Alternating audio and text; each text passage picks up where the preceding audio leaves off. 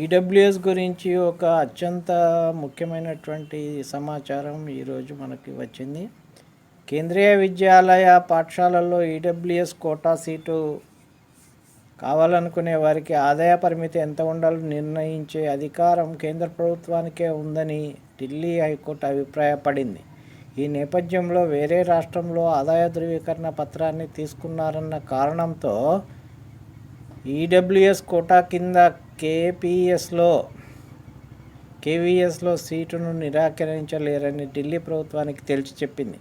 ఉత్తరప్రదేశ్కు చెందిన ఓ వ్యక్తి తన కుమారుణ్ణి ఢిల్లీలోని కేవీఎస్లో చేర్చడానికి వెళ్ళగా ఆదాయ ధృవీకరణ పత్రం యూపీ ప్రభుత్వం ఇచ్చింది కావడంతో సీటు నిరాకరించారు. దీంతో ఆయన హైకోర్టును ఆశ్రయించారు. ఆ బాలుడు 1వ తరగతి అడ్మిషన్ సమయంలో కేసు వేసినప్పటికీ విచారణకు సమయం పట్టినందున 3వ తరగతిలో అడ్మిషన్ ఇవ్వాలని కోర్టు తాజాగా ఆదేశించింది. అంటే మనం ఎక్కడ ఈడబ్ల్యూఎస్ సర్టిఫికేట్ తీసుకున్నా కూడా అది దేశమంతా చెల్లుతుంది. దీన్ని దృష్టిలో పెట్టుకోండి.